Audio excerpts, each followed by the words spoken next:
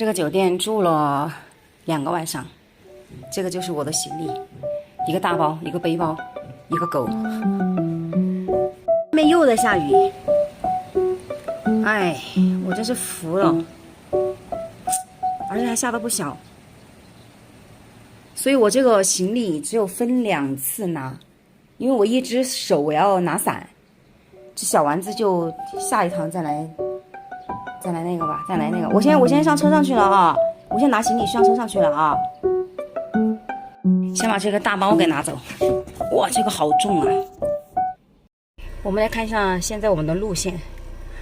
我们现在是在这儿鹅鸭大村，然后我们要往礼堂方向，就往这个上面这样走，这样走。这儿就是礼堂。我们首先要到稻城。就是稻城亚丁这个地方，所以我们现在要经过看一下啊，这有一个红叶加油站，还好，因为我现在的油已经是很少了。你看，我现在油只有几格油啦？我现在只有5小格油了，显示的还可以跑300多公里。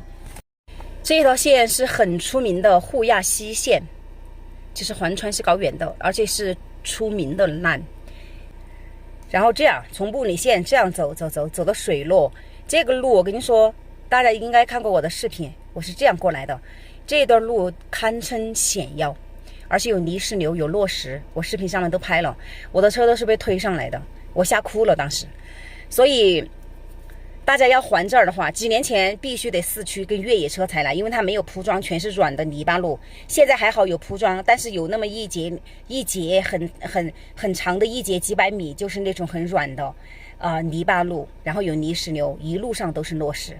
我现在头发还是湿的，因为刚刚在那个酒店里面洗了一个头，因为它那个条件有限嘛，所以没有吹风，现在还湿的。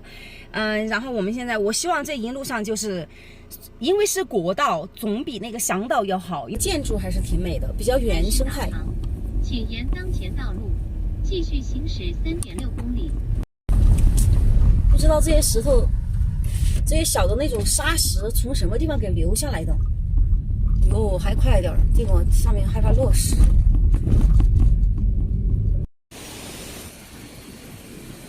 我不知道这样的路到底什么时候是个头啊？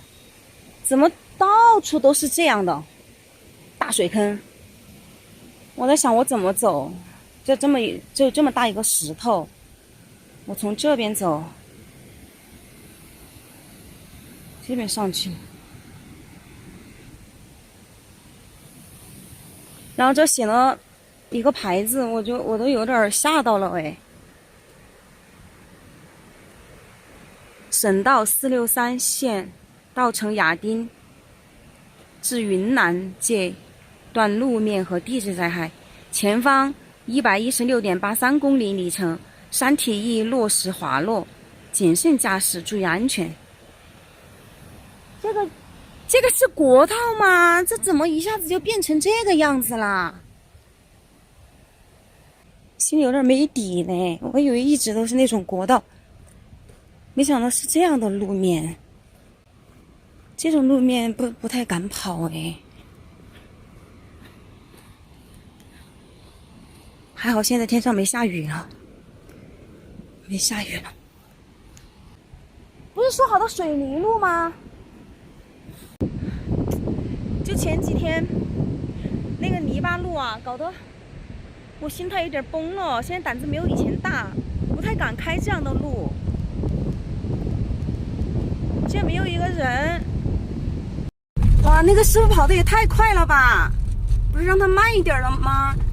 大家看见了没？前面有一个小的货车，我说我跟他一起走，让他给我说一下前面的路况。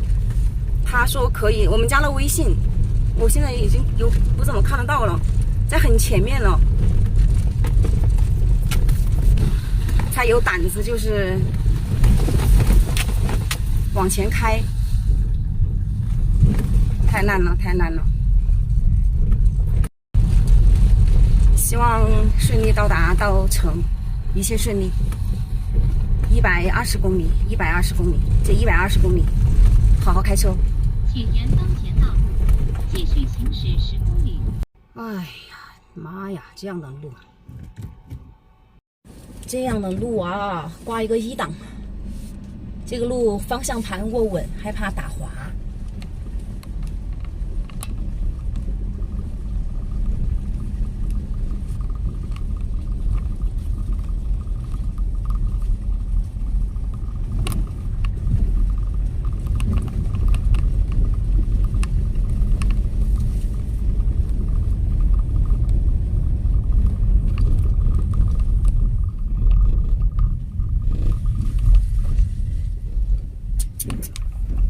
为什么是这样的线路啊？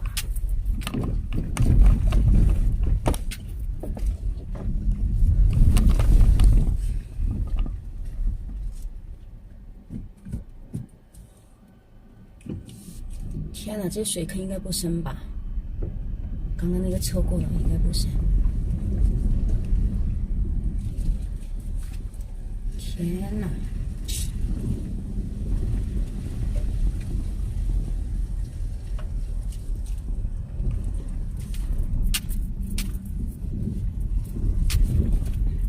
这有一个川 A， 有一个川 A。师傅啊，稻城能去不？我那个两驱车没得问题嘛？点问题都没得啊？虽然失败的苦痛已让我遍体鳞伤，可我坚信光明就在远方。也许真诚的迷惘会扯碎我的手臂，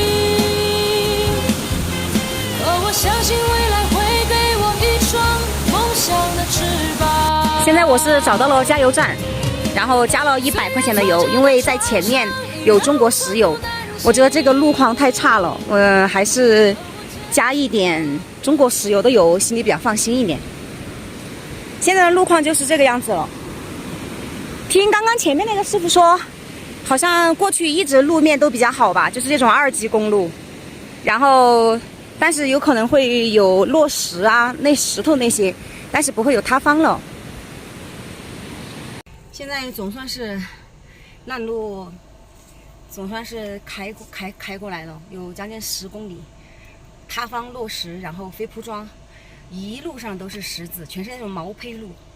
然后刚刚我发现一个问题，就是我点火的时候，我怎么觉得那个发动机有一点响，就是异响的那种感觉，所以我不有可能是上一次那个大滑坡的那个地方，那个师傅可能油门给我加的有点凶，我觉得那个反正发动机感觉点火的时候，或者是给它加油的时候，就有一点那种跟以前不一样的那个响动，感觉有一点异响。所以我有必要去稻城的时候去稍微检查一下。